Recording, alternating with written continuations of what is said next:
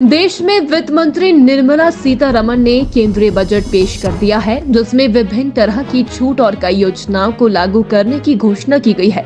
इस बजट में 7 लाख रुपए तक आयकर में छूट दे दी गई है। इस बजट को लेकर सोलन में मिली जुली प्रतिक्रिया देखने को मिल रही है। कुछ इस बजट को अच्छा मान रहे हैं तो कुछ को यह बजट महज आंकड़ों का मायाजाल लग रहा है। शहरवासियों का मानना है कि ये बजट किसी भी तरह से हिमाचल के हित में नहीं है। उन्होंने कहा कि उन्हें बहुत सी उम्मीदें थी, लेकिन वह पूरी नहीं हो पाई है। बजट में सिर्फ रस्म अदायगी की गई है। उधर विपक्षी दल भाजपा ने केंद्रीय बजट की जमकर तारीफ की। भाजपा के पूर्व अध्यक्ष सतपाल सत्ती ने कहा कि बजट देश को विकास के पथ पर ले जाने वाला है।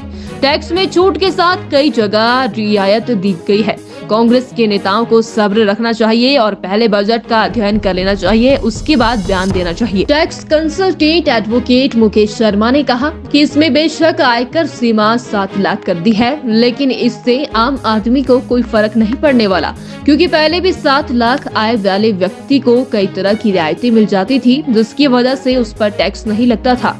लेकिन अब करदाता को नई योजना के तहत कोई छूट नहीं मिलेगी, इसलिए स्थिति जस की तस बनी हुई है। उन्होंने कहा कि इस व्यवस्था से कोई राहत आम आदमी को नहीं मिलेगी। उन्होंने कहा कि सामाजिक सुरक्षा को इस बजट से प्रोत्साहन नहीं मिलेगा, लोग निवेश करने से भी परहेज करेंगे। माननीय फाइनेंस मिनिस्टर ने जो आज अपना बजट पेश किया है, वो कुल मिला के मिला जुला सा है। जो टैक्स की जो उन्होंने दरें बढ़ाई है, पहले 5 लाख तक जो है आय पर टैक्स नहीं लगता था, अब उसको उन्होंने 7 लाख कर दिया है। तो जो अंडर सेक्शन 87A का जो दायरा है वो उन्होंने बढ़ाया है। दूसरा मेरा मानना है कि हमें अपने देश में सोशल सिक्योरिटी को बढ़ावा देने के लिए जो हमारी इन्वेस्टमेंट पॉलिसी है उसको बढ़ावा देना चाहिए। अब क्योंकि जो है न्यू रिजीम की ओर जो है इनकम टैक्स डिपार्टमेंट जा रहा है कि हम न्यू रिजीम को ही प्रमोट करेंगे, क्योंकि बाय डिफ़ॉल्ट अब जो है हमको ये ऑप्शन होगा कि हमको न्यू रिजीम को ही चूज़ करना है। अगर हमको ओल्ड में जाना है तो हमको वो चूज़ करना पड़ेगा। पिछले साल तक क्या होता था कि हमको एक फॉर्म भरना होता था कि हमको न्यू में जाना है या ओल्ड में जाना है। तो अब कुल मिला के न्यू रिजीम को जो है सरकार जो है प्रमोट कर रही है। तो उसमें जो हम पहले डिडक्शंस लेते थे डिफरेंट तरह की, उसमें कहीं जाके अंकुश लगेगा, क्योंकि सभी लोग फिर कहेंगे कि हम जो है इन्वेस्टमेंट नहीं करेंगे।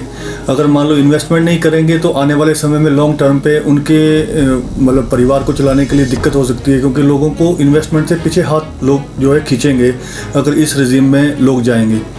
तो कुल मिला के अब जैसे इन्होंने पहले 6 तरह के हमारे टैक्स स्लैब हुआ करते थे न्यू रिजीम में, अब उन्होंने वो घटा के 5 कर दिए हैं। 3 से 6 लाख तक जो है आपका 5% टैक्स लगेगा, 6 से 9 के बीच में 10% लगेगा, 9 से 12 के बीच में 15% लगेगा, 12 से 15 के बीच में 20% लगेगा, एंड 15 से अबव जो भी आपकी इनकम होगी उस पर 30% लगेगा। हाँ, ये एक सराहनीय कदम है कि जो हमारा पहले higher rate of tax surcharge मिलाकर 42% के करीब पड़ा करता था, तो वो जो रिच लोग हैं उनके ऊपर जो 37% के करीब जो हमारा सरचार्ज लगता था उसे घटा के 25% किया है। तो ये एक अच्छी पहल है। पर मेरा मानना ये है कि हमें जो है अपने देश में टैक्स का दायरा बढ़ाने के लिए हमेशा प्रयासरत रहना चाहिए। जितना हमारा टैक्स का दायरा बढ़ेगा देश की इनकम बढ़ेगी। अभी अगर हम आंकड़ों की बात करें 7 करोड़ से ज़्यादा लोग जो है ITR फाइल करते हैं, पर अगर देखा जाए तो 1.5 करोड़ के लोग ही 1.5 करोड़ के करीबी लोग जो टैक्स देते हैं। जो बजट सरकार ने आज पेश किया, हिमाचल प्रदेश को इसमें कुछ नहीं मिला। गरीब लोगों को कुछ नहीं मिला, पिछड़ों को कुछ नहीं मिला, वंचित लोगों को कुछ नहीं मिला, मध्यम क्लास को भी जो भी कुछ दिया है वो दूसरी तरफ से जेब से निकाल लिया है। तो ये बजट जो है एक लोगों को भ्रम में डालने के अलावा ये कुछ भी नहीं है। और हिमाचल को बड़ी उम्मीदें थी।